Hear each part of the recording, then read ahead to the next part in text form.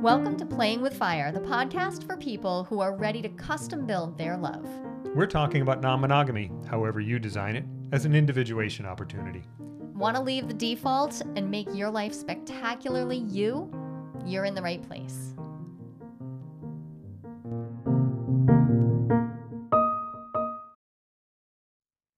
Let's dig into your deepest insecurities.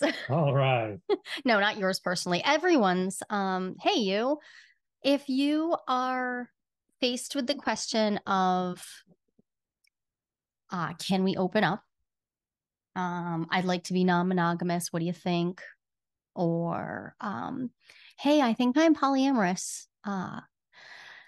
If your reaction to that was, why am I not enough?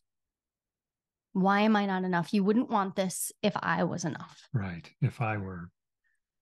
If I were enough, things would be great the way they are. This would be different. There'd be enough. I'm thinking enough. So if that's the question that comes up for you or has come up for you or came up for you then, or if it's the question that keeps you up at night, I want to first say that you're not alone. It is the question that I hear most frequently. It's also the question that people ask me about. So I go on other people's podcasts and I talk about non-monogamy, and people who are wondering about this, they're very curious, these hosts, and they ask, but don't people worry that why not enough? So I know the question's on your mind. I know the question is on a lot of people's minds. And I thought it was high time we just talk about it, Ken. Let's talk about it. Let's talk about ways to move through that feeling into something maybe a little more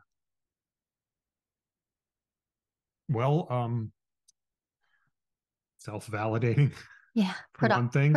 So productive, yeah. So right away, I want to say some counter examples. So there are other areas of life where we have a relationship. That's the words we use, but so you have a connection to a person. And this person has a connection with us, and they're looking for connections to other people. So I'm going to put myself in the position of, I have a connection with you, and I'm also looking for a connection to someone else. Mm-hmm. Okay, now I'm going to take that and move it to my clothes closet. I have a shirt. Exactly. I have a shirt, and I wear that shirt, and I like that shirt. Oh, you did this with kilts for a very long time. I did. You were mono-kiltless. I just had the one kilt. For I did not look for decades. More kilts. Mm-hmm. Decades. And now I have many. So I have this one item of clothing, whatever it is. But it is, when I go and I shop for other articles of clothing, it's not because you hate the original ones. I hate the original ones at all. Okay. Sometimes though, you do go shopping for something new because you don't like what you've got. That's true. That is true. Yep. So, or sometimes you go shopping for something new because the thing that you had doesn't really work for you anymore. So I want to pay attention to the fact that there are a lot of reasons someone might bring up non-monogamy. And while it is really easy to shift into a downward spiral around why you're not enough, it is also really easy to overlook the fact that there may literally be lacks. There may be something missing in the relationship. There may be work that needs to happen in the relationship that you have. And so the question of why am I not enough?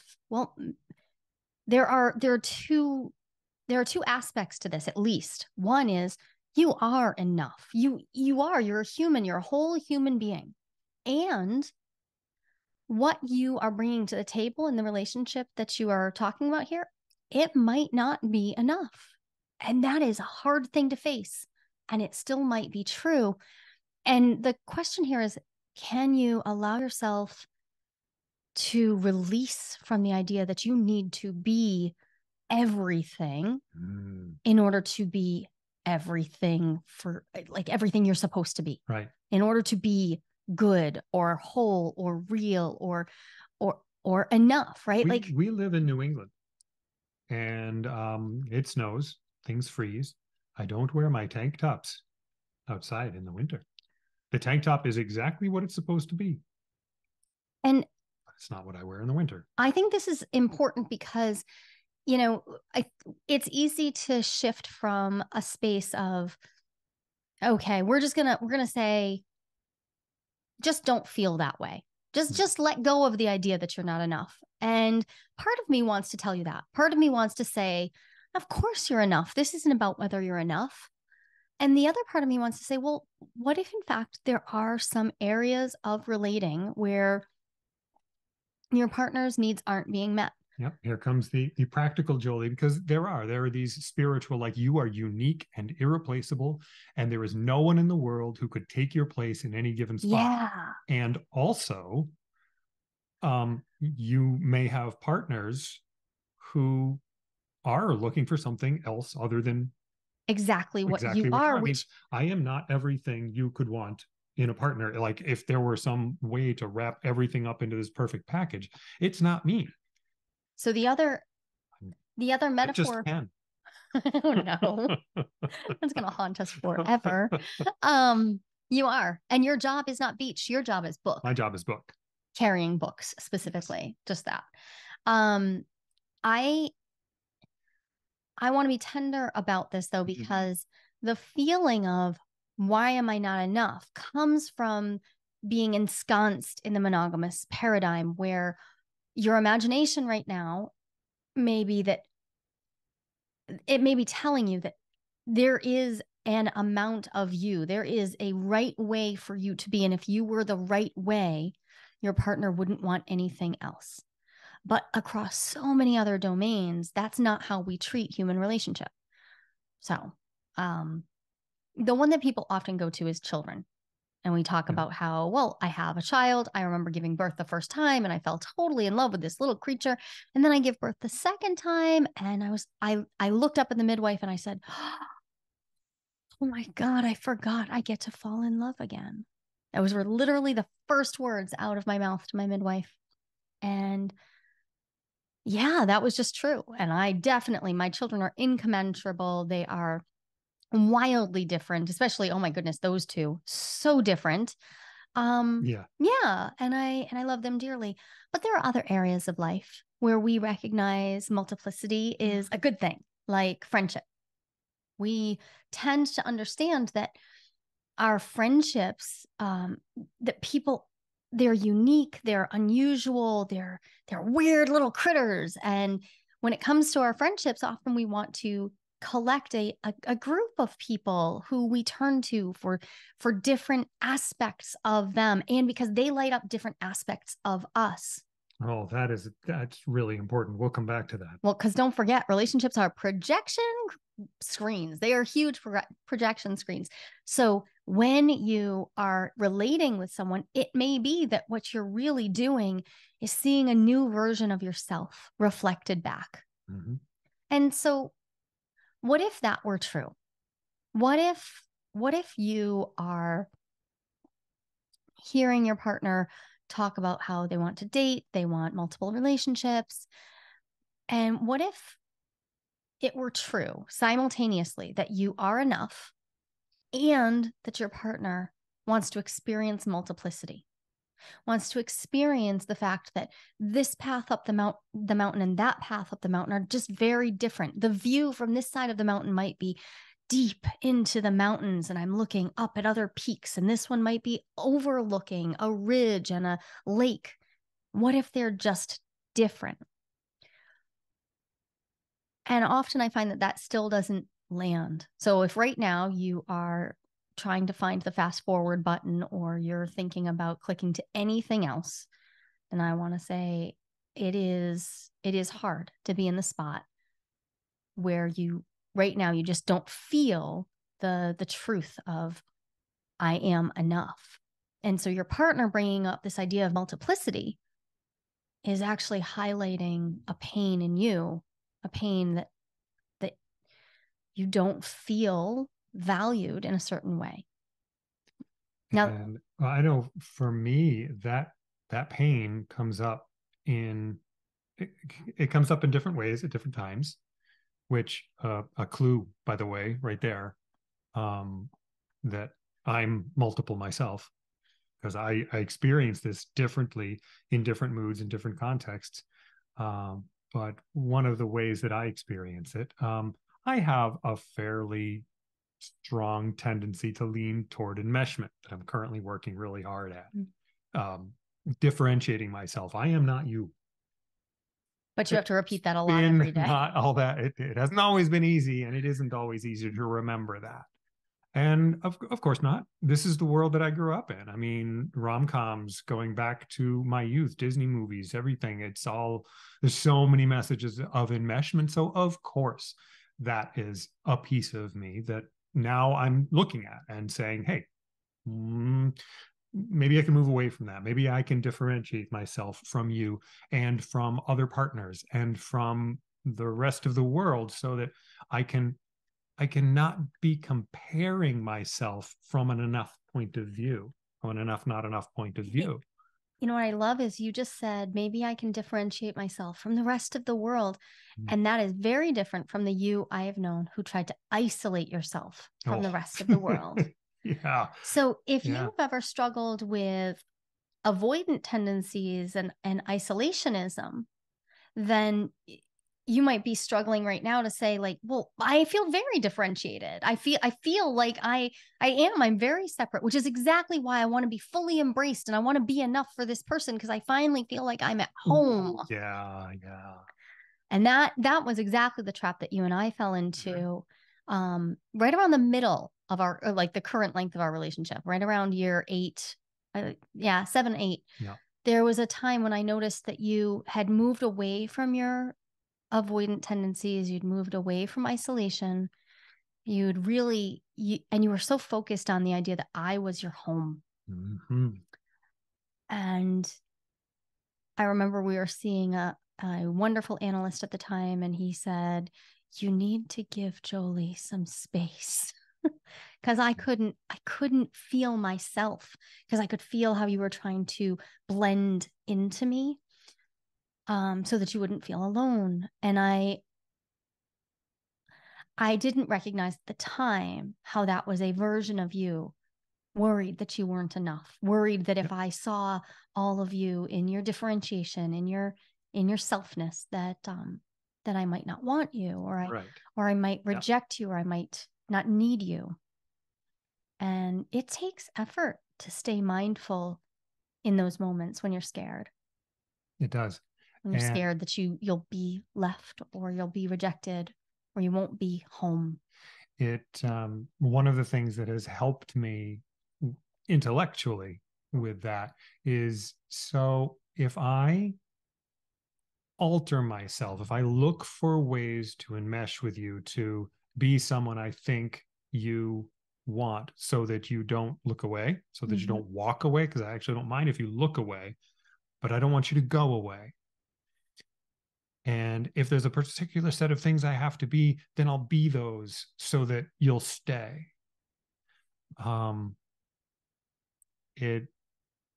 That guarantees that you will never know who I am. Yeah. And I will never know if you actually want to stay with me. Oh, yeah.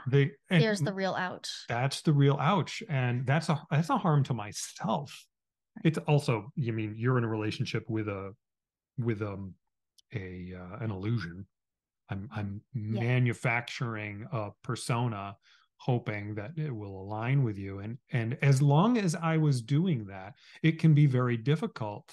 Well, it can really sensitize me to so you're going and looking at somebody else. Oh, my persona is not right. I got to fix it.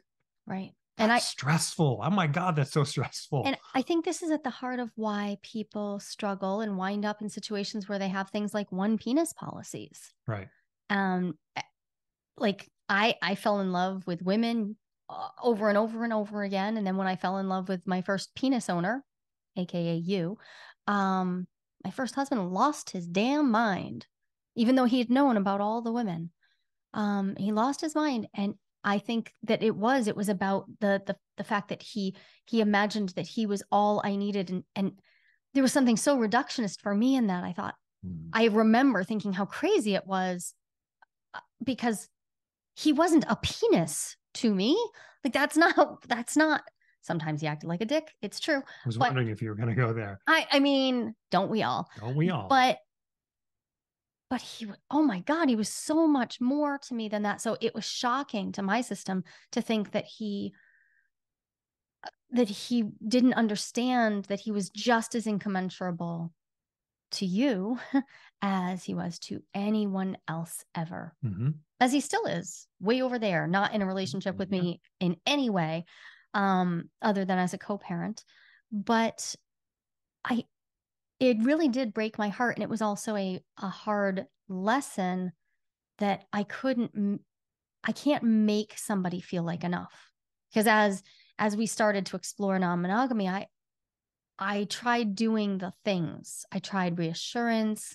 I tried negotiating about exactly what he wanted and needed, and I tried to make what I thought of as clear agreements at the time. I've learned so much since then, but I couldn't actually make him feel like enough because he'd created a definitional, a tautology. Enough was if he was enough, I would want monogamy.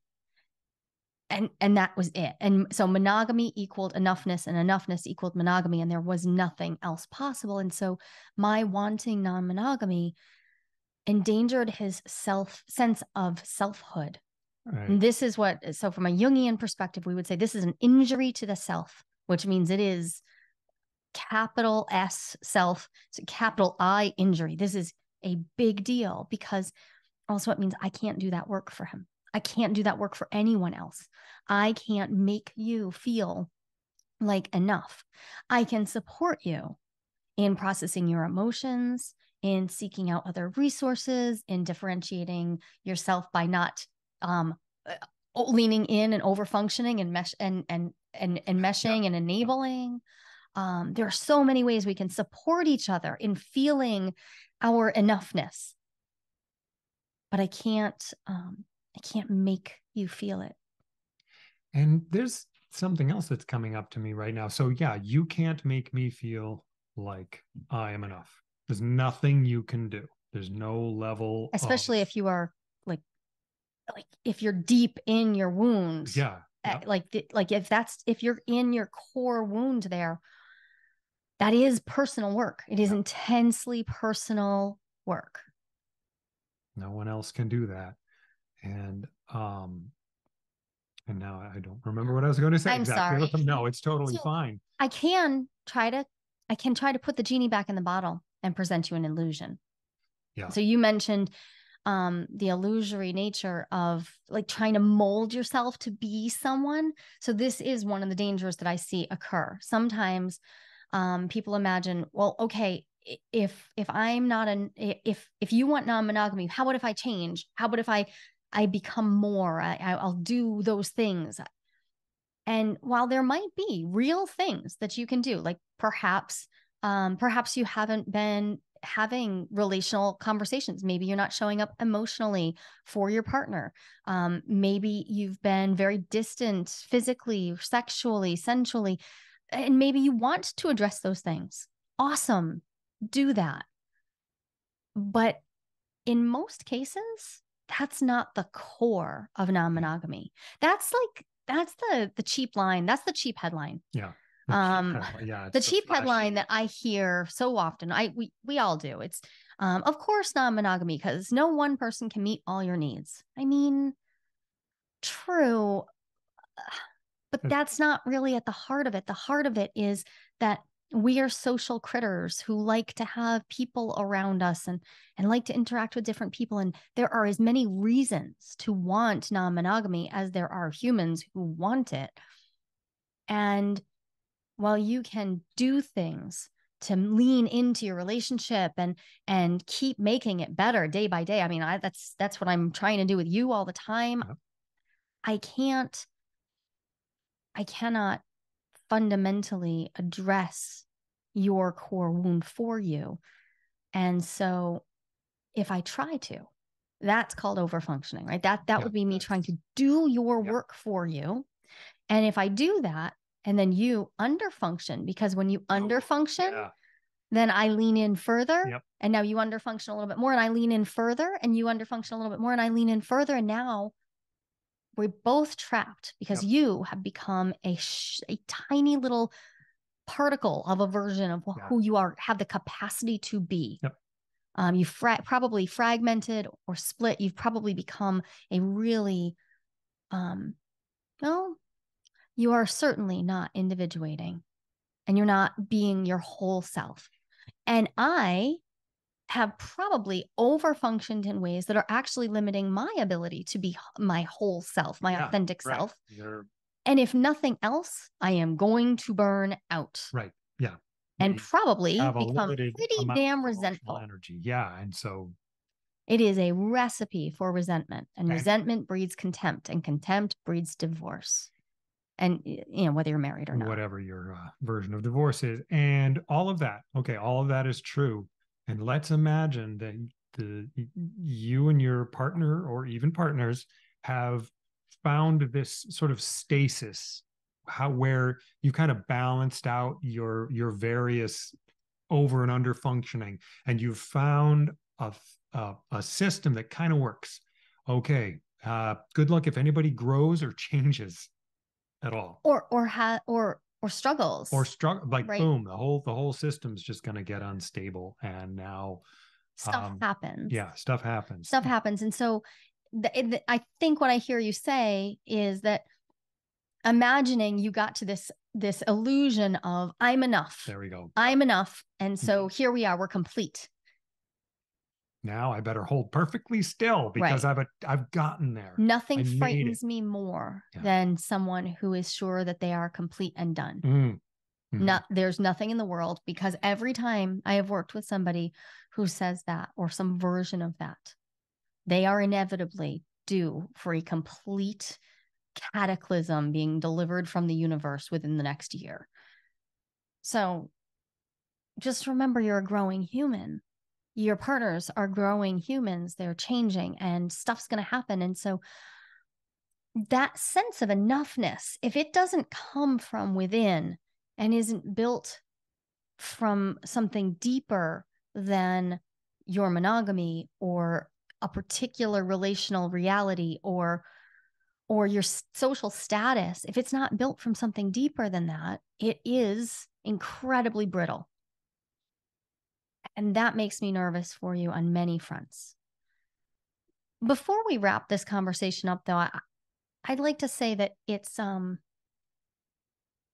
hard sometimes to imagine from the position of monogamy. It's hard to imagine how you'll ever feel like enough again. Yeah. Right. Mm-hmm. So that's part of the illusion. That's part of the paradigm breaking. Yep. If you shift paradigms, like the whole concept of what does it mean to feel like I'm enough, that's got to completely reorient itself. So it's also totally normal if you're in the weird in between. If you're in the liminal space where you're neither here nor there, and you're trying to figure out what comes next, you might feel like you're not enough, and also be like intellectually okay with it. Be like, okay, I'm okay. And also I kind of hate this feeling. And it can be very, very helpful to have other people around, right, who are experiencing that same thing. Because I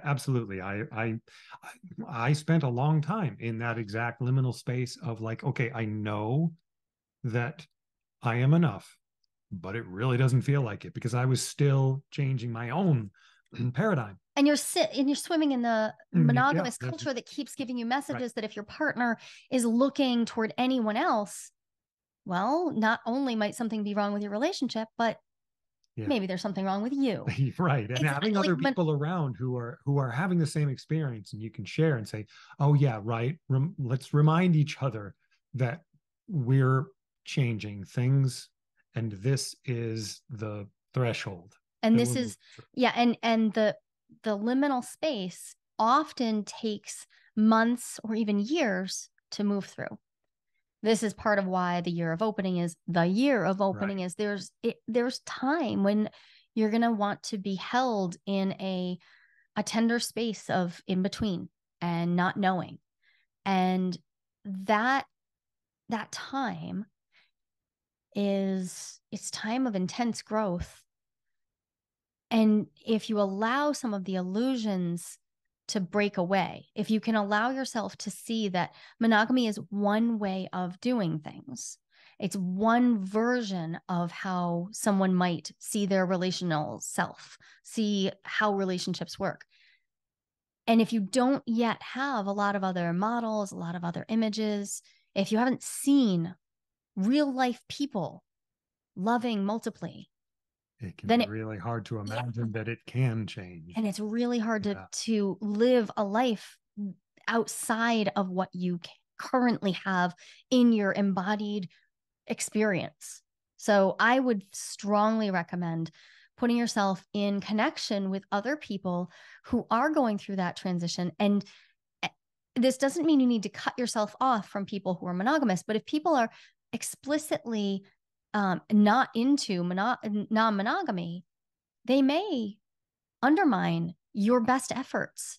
And they may not mean to. I think that a lot of people mean well, but they will say things that reinforce the idea that monogamy is the normal, the right, and anything else is probably just looking for trouble. Now, so in the name of helping, in the name of can provide feedback that isn't helpful. It might even be as simple as something like being asked the question like, "Oh, are you sure this kind of relationship's right for you?" Mm-hmm. But if you've made this lean in and you're exploring, and everywhere you look, you are being told to question this decision to explore and experiment and get conscious about what you want. And well, it's kind of rude. It's kind of rude. And I know because I faced this myself when I was transitioning between paradigms. People would ask me these questions that I think they thought would help. They would ask me questions like, well, but what about the children? And what about owning a house with more than one person? What will you do when you're lonely? And all of that is on all top of what we started talking about, which is the questionable stability of, am I enough? Like the insecurity of how, but I already feel like this is a stretch, and now I'm getting this other feedback. It can be really hard. Right. And that it was just the reality was that life changes anyways. The questions of what about the children, or what about the house, or what about, life will change. Nothing's going to go exactly as you thought it would. And non-monogamy has brought me far more stability than instability, in fact, which I have to say shocked me for many, many years, because I thought it would be very unstable feeling. But for a lot of us, shifting away from the need to be one version of me and to have my partner lean into me for everything actually has created a lot of dynamic stability. Mm-hmm. And it's hard to imagine before you've experienced it, before you've had that. And it builds an internal resilience that, when things get a little weird and wonky, well, I mean, first of all, you systematize relationships. And so that's my way of doing things. Collect tools. And so there are response plans for different things happening. So that's very helpful.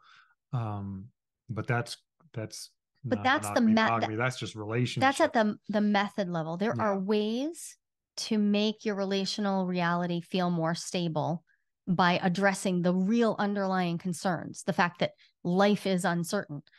And then there are these core questions. So as you sit with this question of why am I not enough, you're actually doing one of the best things you can do, which is sit with the question. Except I would ask you to tweak the question. Shift the question and sit with, how am I enough? And answer that for yourself. Really answer it. How am I enough? Answer it for yourself. How are you showing up enough for you right now, today?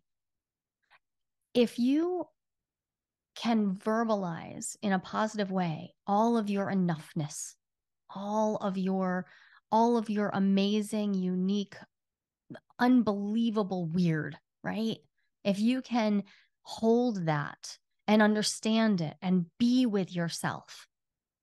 Even if you also still have that niggling question of why am I not enough, things will get easier over time. That's great. I love that. Okay. Thank you. Thanks for chatting this one with me. I know that not everyone has a non-monogamy community. If you're looking for one, I invite you to check out the Year of Opening. New cohorts enrolling in January. So actually they're already enrolling. So it's time to go get yourself on the wait list. You can go to theyearofopening.com and you can grab a spot on the wait list for when seats open up in early December. There's no one right way to design your relationship. And lots of people, actually about 25%, according to a recent national survey, are interested in some type of open relationship.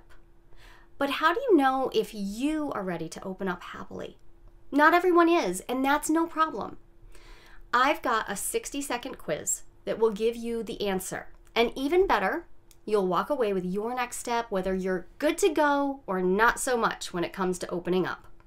And this is no BuzzFeed nonsense. I personally designed this quiz from my years of academic research. Go to joliequiz.com. That's JOLIQUIZ.com and find out if you're ready to open up happily and what to do if you are or if you're not.